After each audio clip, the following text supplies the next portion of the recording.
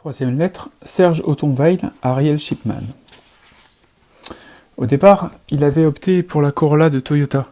Il avait passé sa vie au garage avec son Scénic, dégoûté par Renault. Donc il s'est dit, je marque un grand coup, les Japonais sont fiables, les Japonais sont réactifs, Nissan est marié avec Renault, qui m'a trahi, je vais chez Toyota. Et puis il a réfléchi, et là tu t'aperçois que l'acheteur est à la fois un sentimental et un visionnaire. Il s'est dit qu'il tenait au fond à rester dans le giron de Renault, car si on peut taper pour mille et une raisons sur le constructeur français, Dixit ton copain, force est de reconnaître son talent novateur. J'aurais un pincement au cœur, m'a-t-il avoué, si je devais rompre tous les ponts avec ces génies du concept, de la forme et du design. J'ai dit, monsieur Verworsch, votre histoire est topique. Dans toutes les constructions en série, il y a un certain nombre de couilles. Vous êtes tombé dessus, vous n'avez pas de bol, et ça n'excuse pas la mauvaise qualité du service après-vente. Mais vous avez compris que Renault s'est allié avec Nissan pour répondre à vos attentes, et vous n'avez pas eu le réflexe puéril de vous dilapider chez le concurrent. Renault et Nissan se sont alliés parce qu'ils étaient lucides et complémentaires, avec un punch remarquable, pour vous satisfaire. Renault est en train de faire des pas de géant, et Nissan est en train de faire des pas de géant. C'est l'affaire du siècle. Oserais-je vous avouer, monsieur Verworsch, que cette affaire me concerne au premier chef ? Vous avez devant vous celui qui a élaboré le montage financier et fiscal de l'Alliance. Silence. Le Verworsch est bêté. Je ne peux pas dire que nous ayons été très soutenus, Schweitzer et moi. Au départ, tout le monde riait Glenn. En fait, je crois que je l'ai appelé Glenn. Toute la presse, sur le registre, les Américains se sont posé la question et ont refusé, les Allemands se sont posé la question et ont renoncé, et qui est le crétin qui lui prend Nissan ? Le Français, le pigeon de service. Les mêmes qui hurlaient au génie quand Daimler Chrysler a mis la main sur Mitsubishi. Résultat, Renault-Nissan s'envole pour une épopée triomphale, pendant que les autres mettent la clé sous la porte. La grande différence avec vous, lui ai-je dit, je veux dire les Américains, c'est que nous, on se dénigre en permanence, voyez-vous. On a le dynamisme honteux. Alors que, sans vouloir vous vexer, on vous est supérieur dans bien des domaines, bâtiments et travaux publics, cosmétiques, équipements, art de vivre, armement. Le Rafale, c'est merveilleux. Le char Leclerc, il n'y a pas mieux. Notre armement est très supérieur à l'armement américain. La France est un des premiers exportateurs mondiaux. Qui le sait, Glenn ? Quand on a, depuis pas loin de 20 ans maintenant, un solde largement positif du commerce extérieur, ça veut dire que sur des marchés internationaux ultra compétitifs, mon vieux, non seulement on tient bon la barre, mais on fait la course en tête. Tu as vu comme je m'emporte. Non, tu comprends, ça m'énerve à la longue d'entendre qu'on n'est pas capable de créer un boulon, qu'on a une stratégie régionale, pour ne pas dire pas de stratégie du tout, etc. Vendredi prochain, je vais avoir 53 ans, et ça fait 53 ans que j'entends annoncer la crise, sous une forme ou sous une autre, l'explosion de ceci, le délabrement de cela. Ça n'a aucune réalité, c'est totalement bidon. Les entreprises françaises courent avec handicap, je dis oui. Oui, les entreprises françaises sont entravées, oui, par le poids de la réglementation, par les impôts et ainsi de suite, oui, c'est vrai. Et tant mieux, tant mieux. Courir un 100 mètres en short avec des bonnes baskets, n'importe qui peut le faire.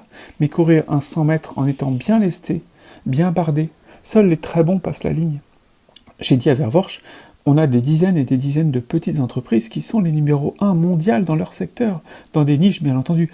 Mais c'est ça la vitalité d'un pays. On a le numéro 1 mondial des drapeaux, le numéro 1 mondial des ballons stratosphériques, le numéro 1 mondial des jetons de casino, le champion de la purification des principes actifs pour la pharmacie, le champion de la grue équilibrée, le champion des raquettes à neige, tout un tas de petites boîtes qui sont allées, avec les dents, arracher des marchés aux quatre coins de la planète. Ce qui compte, c'est la technicité et la valeur ajoutée. Je vais te faire une confidence, je suis très heureux quand j'apprends une délocalisation. Des gens qui crevaient la dalle dans le tiers-monde vont avoir un boulot, ils vont commencer à s'intégrer à un système économique. Pourquoi je devrais être moins solidaire du malheureux Malais ou Indien ou Bangladeshi qui crève la dalle que du type qui va toucher des indemnités chez nous ? C'est l'avenir du monde qui est en jeu, c'est la paix, c'est la prospérité. Quant au type qui se retrouve sur le carreau à Alençon, au lieu de continuer à découper à l'emporte-pièce des t-shirts minables, il va recevoir une formation, il va participer à des productions dans lesquelles il aura 2 fois plus de valeur ajoutée. C'est la chance de sa vie. On vit dans un système compassionnel dans lequel il faut du drame partout. Tu peux me dire pourquoi on n'a pas organisé une fête nationale pour la fermeture du dernier puits de mine ? On a du charbon sous nos pieds et on n'a plus besoin d'envoyer des pauvres gars à 600 mètres sous terre pour essayer de l'extraire en chopant la silicose et en loupant le coup de grisou. C'est merveilleux. Au lieu de quoi, on a eu droit à un discours larmoyant sur le registre, c'est une partie de l'histoire ouvrière qui disparaît. Mais merde, tant mieux. Tu voudrais toi avoir des enfants au fond de la mine? C'est extraordinaire de vivre dans un pays qui a du charbon sous ses pieds et qui peut se passer d'aller le chercher, qui n'a plus besoin d'envoyer des gens se glisser comme des rats dans des galeries pour donner des coups de marteau-piqueur dans un truc dégueulasse. Le monde s'améliore qu'on le veuille ou non. Les Afghans ne peuvent pas devenir en un an des électeurs suisses. Non, ça non.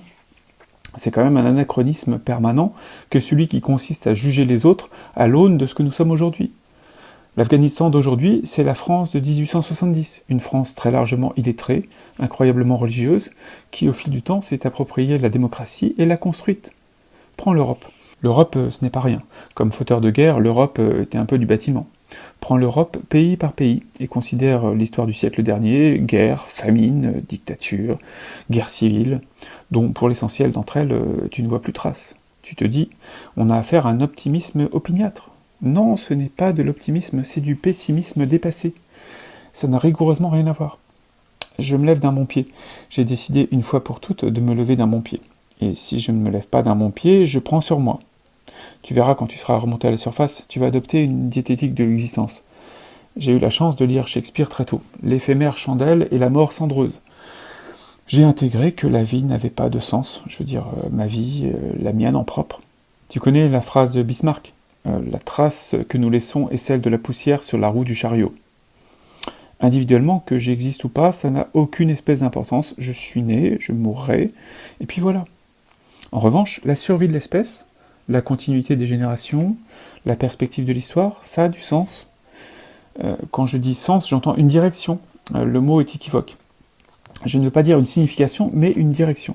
Il y a une direction qui est meilleure qu'une autre. La direction qui donnera sa place à une morale tolérante, pluraliste, humoristique, joyeuse, est meilleure qu'une autre. Cette direction-là, l'humanité peut l'emprunter, et à notre insignifiant niveau, on a le devoir d'y contribuer. On est responsable de sa structure mentale. On peut avoir une complaisance pour le bonheur. On ne parle que de l'inverse. Et je vais jusqu'à penser que c'est la seule réponse à l'absurdité. Quand Sandrine m'a quitté, je me suis dit, je vais perdre 10 kilos et je vais lire la Comédie humaine en entier. Je l'ai fait. Résultat, Marie-Claude. On ne perd jamais à être positif. L'amour, tu vois. Je pense que l'amour est une fin en soi. Par conséquent, l'amour a du sens. Le jour où je serai mort, l'amour sera mort avec. Tant que je ne suis pas mort, il existe en tant que fin en soi. Une fin ou une récompense, ou mieux, une conquête de l'existence. Enfin, c'est un objet qui est auto-pertinent. Beaucoup de choses peuvent avoir du sens et de la pertinence, c'est la vie qui n'en a pas. Le tout n'a aucun sens, mais chacune des parties en a. Est-ce que ça tient philosophiquement ? Ça tient. C'est ce qui tient le mieux. Lettre de Nadine Chipman à la psychiatre. Souvent, je me dis, docteur, les vieux rosiers sont plus beaux que les jeunes. Ils sont plus lourds, plus fournis, les couleurs sont plus vives. Les bons vins aussi sont meilleurs en vieillissant. Le vieux rosier a dû se battre pour survivre. Il a subi des épreuves et ça le rend beau. Peut-être qu'un jour je penserai, tu es vieille, tu n'as plus besoin de rien, tu as besoin d'un chat, de fleurs, de basilic. Tu peux habiter un monastère en Grèce avec un pop et du basilic. À Osgore, j'ai accompagné ma mère à acheter un chapeau. Elle a jeté son dévolu sur un chapeau jaune pâle avec une fleur au milieu, un tulle ajouré qui la protège à peine. Ma mère qui était si belle autrefois. Les choses ne lui vont plus, elle m'a dit qu'elle croyait que c'était bien, mais qu'elle n'était pas sûre à cause des lunettes de soleil. J'ai dit, enlève les lunettes, maman. Tu ne peux rien voir dans le magasin avec les lunettes.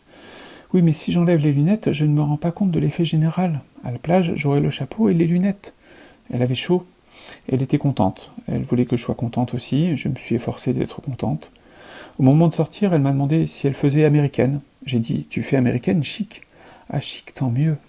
Sur la plage d'Osgore, je l'ai observée avec son fauteuil pliable, petite femme voûtée, avec ses lunettes et son chapeau, un peu grosse, regardant la mer, contente des vagues, contente du temps. Une vision tellement banale sur une plage l'été. Pourquoi mon cœur se serre si violemment ?